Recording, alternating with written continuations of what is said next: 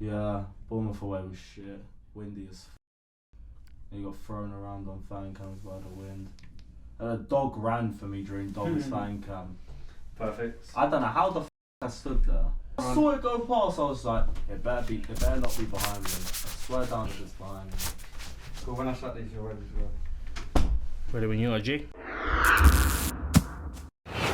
What's going on, people? Welcome back to Blues Fans TV and welcome to episode 2 of the Blue Balls podcast.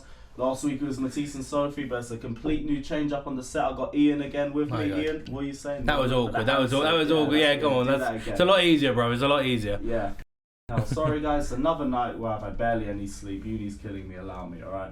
But let's go straight into this podcast now. Last Premier League game, drew 2-2 against Bournemouth. Frustrating result, but I mean, at least we got a point towards the end, I'd say. Yeah, we should have done better. I mean, it was that I wasn't at the game. I watched it on some dodgy American stream, and even the American stream knew that like 15 minutes before half time, if we'd have got another goal, then that'd have been curtains for them. Would have been, and they couldn't have dealt with it. And probably that's another one of those cases where even if they get a goal back, they're trying to push for an equaliser. We can go nick a third, but we messed it up. Simple as we messed it up. There's another one of those games where we create a lot of chances, but we don't put them in the back of the net. It's the same thing we said a lot through last season, Yeah. saying it a lot through this season as well. Olivier Giroud, I do think he was the right striker to play, but he had 2 chances that he should have put in the net, and I know he's going to be fuming about it. Yeah, but that's the thing is although he missed those 2 chances, he was able to make so many more. He sent the ball goalward for the Alonso first goal. You know, he was the one that put it goalwards, and obviously the rebound, he followed him and whatever. That's why he's the right player to start. Of course, 1,000,000%. I mean, Batshuayi, when he come on, did nothing, you know, honestly. He scored the goal that was offside, but didn't... Signified by that diving header for the Alonso shot. Exactly. It just honestly was not... it was not a good performance from him when he come on, but Giroud seems to be, I hate the word, in form a bit for us. Obviously, he got a goal. He's been a bit threatening. Missed the chances. I think he's just offered more. Yeah, he has. And that's what you get with Giroud. That's the thing. Like, the fact that I'm using that on form phrase shows that how poor our options have been. You know who has been in form? Marcus Alonso. Yeah, 1,000,000%. But that's what you expect from him. When he's at left wing back, he's a completely different player. He is a failed forward. He is a failed forward. If you're playing him in a back 4 on the left hand side, he's going to offer you a bit, but he scores goals. That's what he does. That's what he's always done. Here's the one thing, because I want to stop. A lot of people are talking about this, and it was a joke before, but now people are actually being serious about this. I don't even know if I'm being serious about this when I'm asking you this. Would you play Marcus Alonso up front? No. I would play him left wing. Left wing? I think if there was a cup game coming up, genuinely I mean this, if there was a cup game coming up, not Liverpool, stupid thing to do with Liverpool. Obviously that game's gone now, but if there was a cup game coming up, let's say we drew Shrewsbury. Yeah. Let's say we drew Shrewsbury. If we looked at that and thought, bloody hell, we need goals, we'll try Marcus Alonso at left wing. But you could do a hell of a lot. No, Jesus, no. You could do a hell of a lot worse than try him at left wing in a cup game. If there was an easy fixture coming up, yeah, fine. If you knew that you play the kids and play Alonso there, you want to try it out. That's what the cups are great for. But not in a league game, no chance. Not because, top 4 for us this season is so important. Or top 5, however it works out, with City and all that. But top 4 is so important for us this season. For where we've been all season, to mess it up completely in the next 10 games, it'd be crucial. You can't risk it. It's been put on a plate for us, really. Of course it has, 1,000,000%. 1,000,000%. The second that Mourinho went, you knew that you were going to be in some sort of luck, essentially. Mourinho came in, Poch went, sorry. You knew you were going to be in some sort of luck because as much as we all love him, I'm a huge fan of Mourinho. I absolutely adore the guy. I'm not going to lie, it's still hard to hate him. Yeah, I love him. He is absolutely fantastic. When he says himself that this season is still not going to be perfect for Spurs, he's accepting that they probably won't finish top 4. They're going to give it a good go, but they're probably not going to finish top 4. Because they look like they had the team for it. I didn't they expect them to they have a dodgy 1,000,000% season. have the team for it, but they don't currently have Son and Kane. Some good friends of mine, my Irish friends, have come over, went to the game against Wolves, and Remember how poor their attack was against us? 1,000,000%. They don't have a centre anything. forward. They do not have a centre forward. There's not a striker that they can aim for to try and play the ball up and get support round him, because you've got Bergwijn and Mora or whoever it is wants to play through the middle. They can get the ball on the run and they can take it in, but even Son is better player when he's on the run, but he can still hold the ball up for 2 seconds and get link-up playing, where Bergwijn, especially Mora, can't do it at all. They cannot do it at all. So their whole season, essentially, could collapse around one position being wrong. Because back defensively, they're all right. Midfield, they're all right. Going forward was where they massively excelled, and now they haven't got any of it. Here's the thing: this top 4 race has only started to tighten and tighten 1,000,000%. as the season's gone on, and I don't know. I'm still confident we can get top 4 just because we've been in it for the majority of the season, and to be honest, it has been in our hands. We just haven't won the games that we should have won. Mm-hmm. And I even said on our last video with Sophie, if we'd won the games we should have won, we'd probably be in the race for 2nd place, let alone 4th. Yeah, and there's another team as well, Leicester, that could be in that same position as us. Leicester are dropping off. They are dropping off. But again, if they win games that they should be winning, they're comfortably 2nd. Their downfall, I suppose, essentially, is contributing into the fact that we can finish in the top 4, and even they could be the ones that miss out. Here's the thing: if we won at Bournemouth, we would have been 3 points off Leicester. We would have been closer in the race for 3rd. Exactly, and I think let's be real in this. 4 obviously is the last spot. If you can get 3rd, we don't know whether 5th is going to be in because of City, whatever. If you can get 3rd, you're in. You're meant to be in there. If you get in 4th, there's always a doubt. There's always like a slight negative about it. It's all they got in, but it should have been someone else. It's always that. It was a lot of that last season. Of course, we crawled to 3rd place. Everyone collapsed around We us. did not deserve to be in the top 4 last season. We did not deserve it. We played some good football and scored some goals at certain times, but large chunks of sorry ball. Obviously, you know my thoughts on it. I hated it. It was a terrible, terrible season. Probably the only thing we disagree on. Yeah, I hated it. I can see what he was trying, but it just didn't work. But we got there. It don't matter how we got there, why we got there. We got there. And I do have to. I always give credit where it's due. You know, you got to respect Sarri for that. You do, but at the same time, in the history books, it just says that we finished where we finished. Place, yeah. It doesn't say that we finished and we crawled over the line. And this year, essentially, we've been poor in the Champions League, but we've been in it. You know, would Ziyech have come to us because he's seen clearly we're in the Champions League? He played against us in the Champions League, played quite well. Said that 4-4 game was one of the reasons for it. Yeah, 1,000,000%. Because I mean, any player wants to move. You want to go and be the best you can be. You can go and do blah blah blah blah blah. But to be actually physically at a club and go, bloody hell, this is, you know, the dogs. That changes a player's perspective completely, and that is so crucial that we're in the Champions League. We got in it, yeah, fine. We got in it, but we've actually gone, look, we're here. We ain't been playing the best football in the Champions League, but the 4-4 was an incredible night. I mean, we were both there. It was brilliant. For a couple of players, it was a brilliant experience for them. Reece James on his Champions League debut getting the equaliser. Exactly. It's great. It's fantastic. But the only reason we can say that and we can sit here and actually talk about it is because we're in it.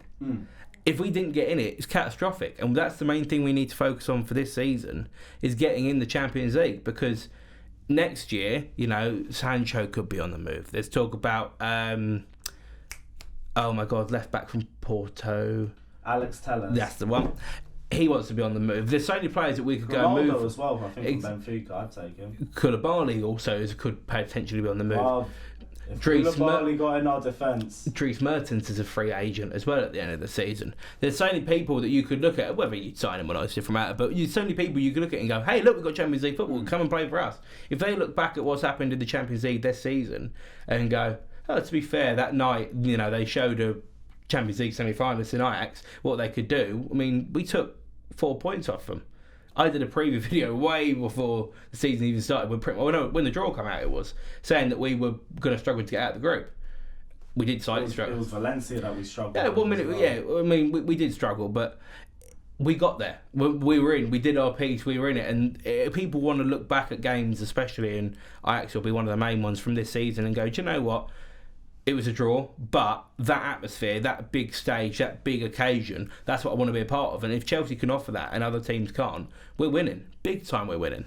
Looking at the teams that are surrounding us in the top 4 race, we've got Sheffield United, which is still mad even saying. They're going to drop off. As much as I like them, they will drop off. Yeah, because we got look at all 3 of them. Are there any of those that worry you? Like, it's Man United, Wolves, Tottenham, Sheffield United. I think Wolves and do you Sheffield. count Arsenal with the game in hand as well. Yeah, but it's against City. Okay, yeah. Yeah. Yeah. I don't think that. I think they'll get Europa League again. I do. And I think Aubameyang could be off. I do. You think they'll get Europa League? Yeah, I think they'll get Europa League. I think they're nicking there. I do. Surprised. Wolves, no. The thing with Wolves is what happened with Burnley last season. They started the season very, very poorly because they were qualifying for the Champions for Europa League, and they went to Aberdeen, I think it was, which was annoying because obviously, I mean, first European trip in God knows how long. You go to Scotland, and then they went to, I think it was Olympiacos. It was Olympiacos. They went to Olympiacos and literally tried to have a ball out of it. They tried to give them a game over 2 legs and didn't. It's tough for some teams. Yeah, it's tough. Couldn't go on video about yeah, it, you have to. I did see a joke the other day that Arsenal lost to a team of hummus. Yeah, but anyway, you get caught up in that Europa League and you get caught up in that hype. I think Wolves could end up doing the same thing. Part of me thinks Wolves are a shout to win it. What, the Europa League? Yeah. If you Low-key, they're a dark horse. I think they'll probably get semi-finals and come up against a proper team and fade out. But still, I mean, they've got... Who do they get in the next round? They've got... Oh, God knows. I think they may have even got Olympiacos, actually. Actually, yeah, they did get Olympiacos. I think they did get Olympiacos. Whoever they got, they're going to give it a go. But they can go and do what they can do. But in terms of Premier League... If you're playing on a Thursday, then playing on a Sunday, if you've been to Turkey and then come back on a Sunday, and that... Still struggled, but we struggled with that last season. Yeah, exactly. We did as well, which is why we crawled over the line. We got there when we needed to, but it probably could have been a bit easier. You think that'll be the same case for United then? No, I think United are going to be all right, because I think United are just United. I do. Bruno Fernandes transfer has really helped them. It has, and that's the kind of thing that's going to spice a team up, where Wolves have got their squad, they know what they're going to do, they know how they're going to play, and it's just going to kind of drag it out, well, not drag it out, but see it out throughout the course of the season. I think it'd be a really good thing if they get semi-finals of the Europa League.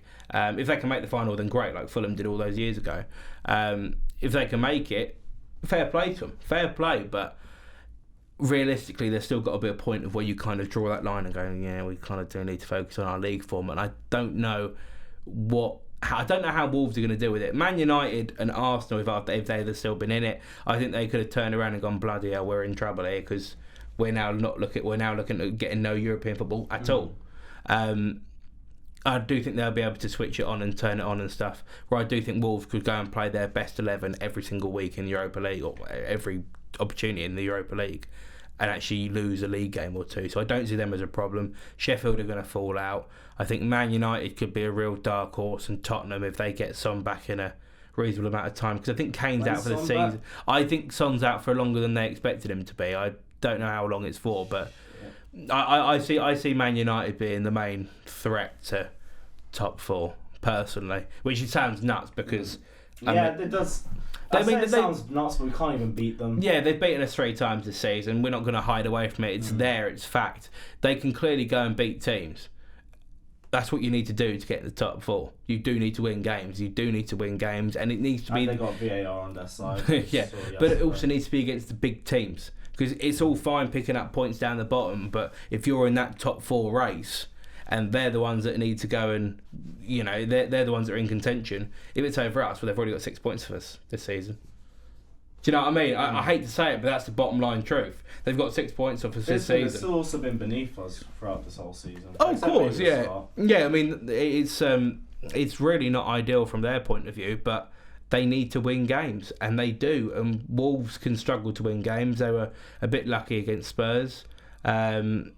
Sheffield, I do think they're just going to fall out. Arsenal, I think, could The only thing that's going to help Arsenal is the fact that they now won't really have any cup competitions to worry about. An FA Cup game they can throw. I don't even know they got in this next round.